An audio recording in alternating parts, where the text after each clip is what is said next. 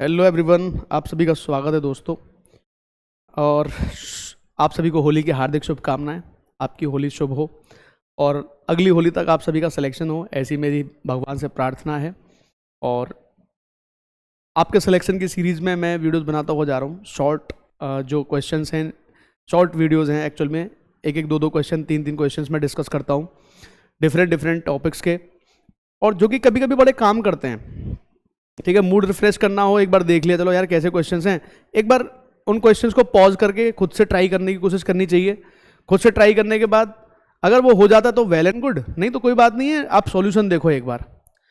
जब आपका क्वेश्चन अटकेगा और आप सॉल्यूशन देखोगे तो निश्चित आपको बेनिफिट होगा, आपके कॉन्सेप्ट की क्लैरिटी बढ़ेगी। ठीक है ना, चलो स्टार्ट करते हैं। देखो क्या कह रहा है, ये भी time and work based questions हैं।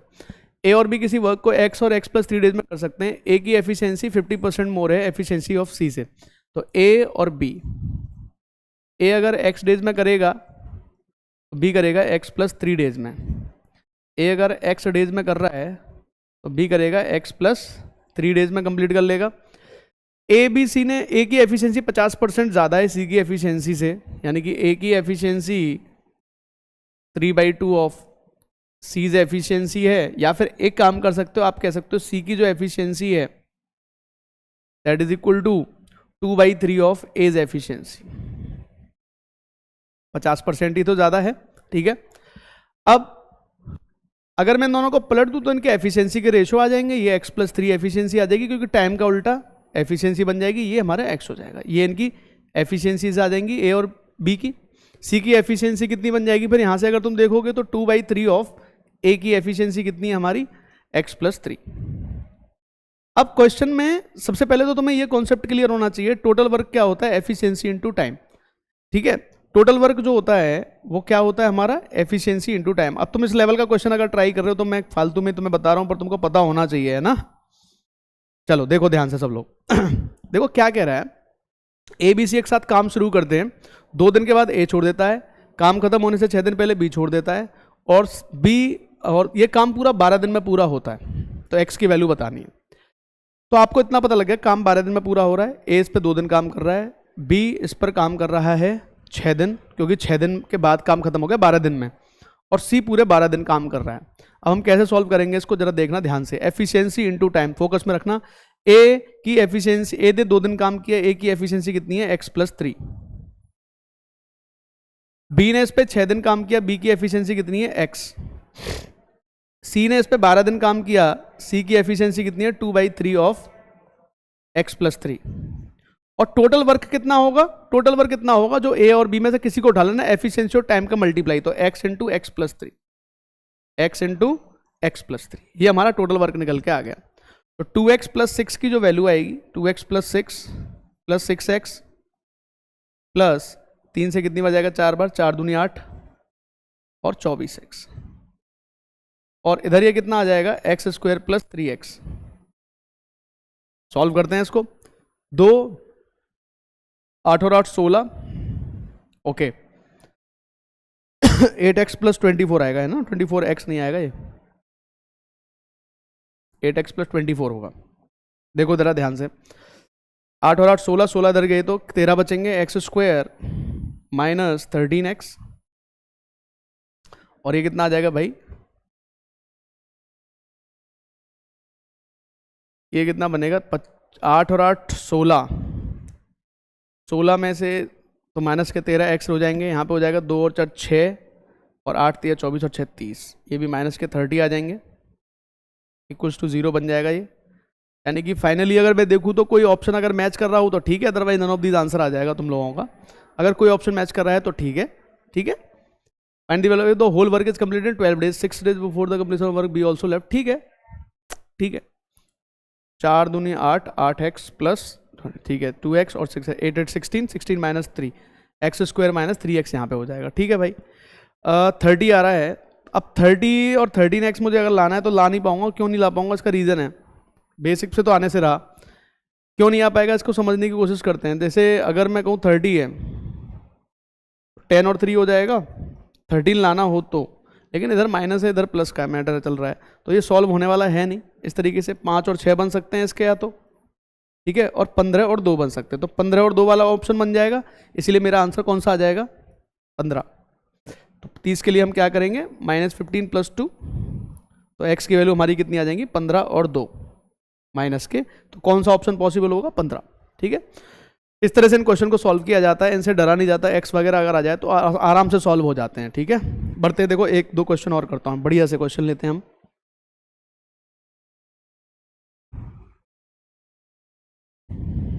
एक दो क्वेश्चन और करते हैं, देखो ध्यान से।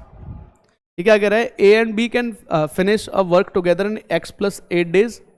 ए took alone to finish the work in x + 26 days और बी टुक x + 16 days। ठीक है, देखो ए और बी अगर दोनों मिलकर करेंगे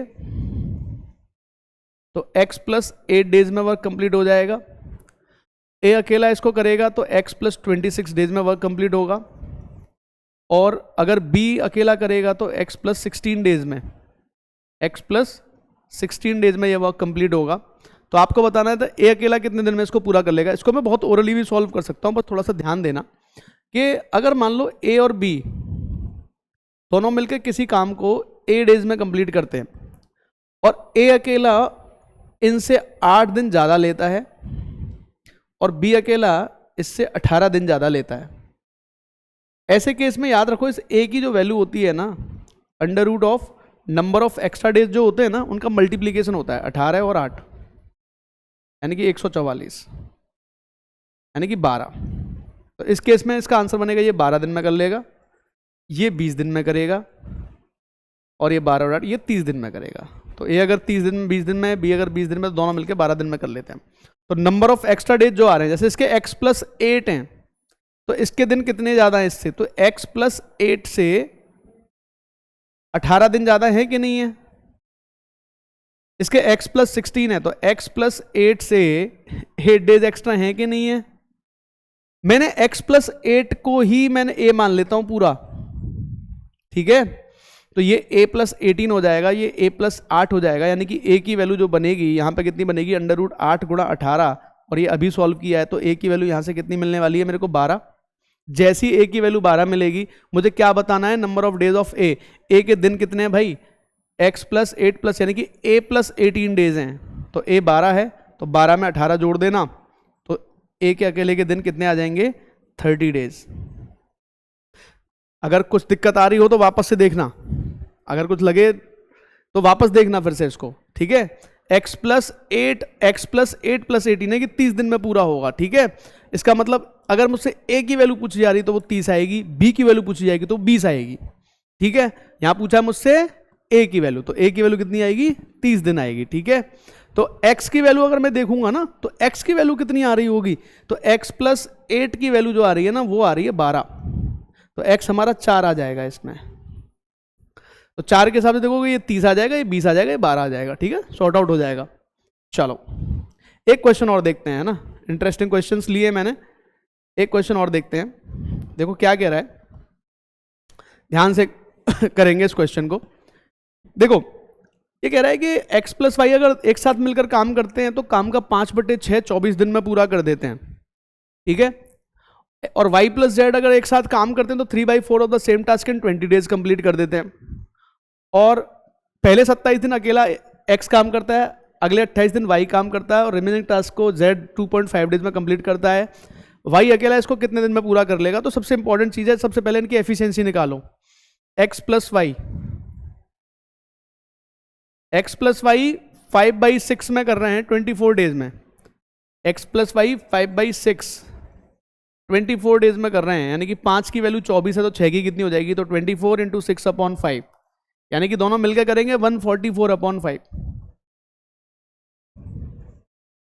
144/5 डेज में कंप्लीट करेंगे, ठीक है।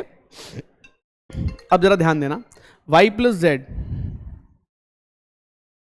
z कितने में करेंगे, 3/4 20 डेज में कर रहे हैं, 3/4 20 डेज में, तो 3 की वैल्यू 20 है, 4 की कितनी आ जाएगी, तो 20 × 4/3, यानी कि 80/3 डेज में, 80/3 डेज में। थोड़ी सी कैलकुलेटिव मामला है, ध्यान देना है पर सभी लोगों को।